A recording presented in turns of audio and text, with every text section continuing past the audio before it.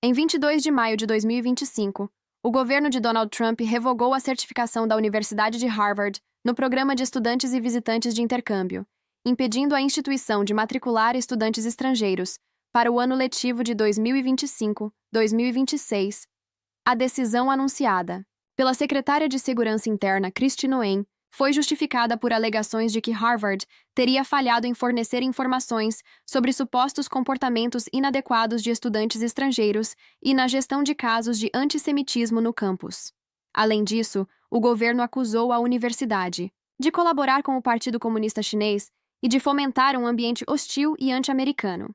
Com a revogação da certificação, cerca de 6.800 estudantes internacionais atualmente matriculados em Harvard foram instruídos a se transferirem para outras instituições ou enfrentarem a perda de seu status legal nos Estados Unidos. A Universidade de Harvard classificou a medida como ilegal e retaliatória, afirmando que compromete seriamente sua missão acadêmica e de pesquisa. A instituição está buscando medidas legais para contestar a decisão e apoiar os estudantes afetados. Assista.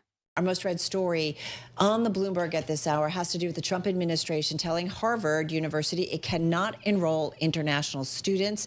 So no doubt about it, delivering a major blow to the school after the government, you might recall, also had frozen billions of dollars of federal funding and really escalating a fight that we are seeing between the United States and Harvard and other elite colleges, but really kind of taking this to a whole other level, Tim. We got Kasia Klimashinska, team leader for DC Breaking News, joining us from our Washington, D.C. bureau.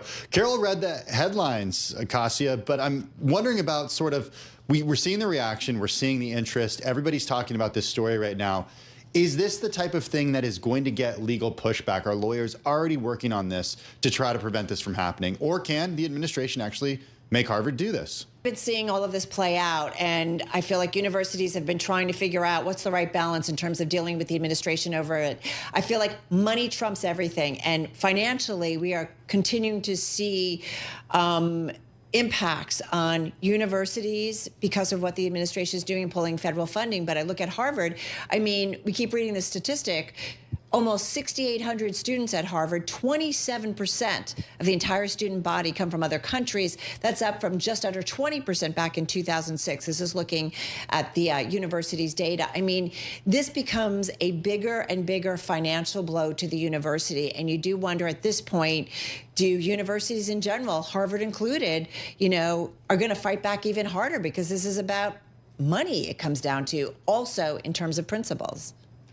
Yeah, exactly. So this is more than a quarter of all their students. I think it's also interesting that this is the Department of Homeland Security getting involved. The statement earlier this hour came from the DHS, which was citing the protests, the fact that they blame the Harvard leadership for not being able to keep its campus basically safe and putting some students at risk. Yeah, I'm thinking about all the Harvard alumni in Congress right now. Harvard Law actually has an article on their website post-election touting the fact that all Harvard Law alumni running for re-election to Congress won their races, while 5 more alumni vied to join their ranks. They talked about incumbents in the U.S. House of Representatives. They also talked about Republican Ted Cruz, Tim Kaine, who were re-elected to the Senate, in addition to other alumni from Harvard Law School. Have we heard anything yet at this point from either Democrats or Republicans who were alums of Harvard University? Elise Stefanik, for example, who's been very critical of the school, Republican member from New York of the House. Have we heard anything from them since this came out? It came out less than an hour ago, so I haven't seen anything here yet on the breaking news desk. You might. It's not only people in Congress; it's also major donors, on both sides. So I'm sure this story will continue to escalate. Talk a little bit more about this coming from the Department of Homeland Security. It's just interesting. It's kind of playing into kind of the safety element, right? We've seen this kind of being used, I feel like, in terms of security reasons. We've seen this with immigration in general.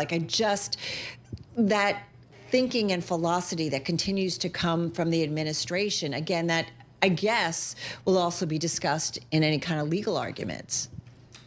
Yes, this timing is really interesting and really strange, given what happened here in D.C. overnight as well. And the statement actually specifically cites Jewish students.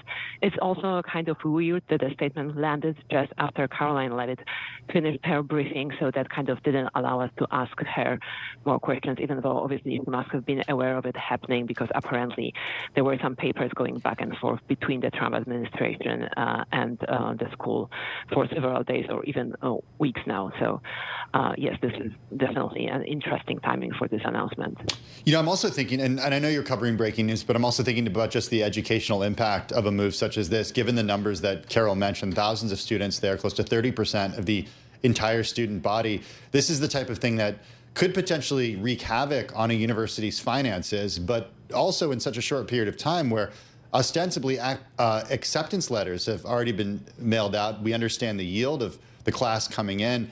The timing of this is pretty wild.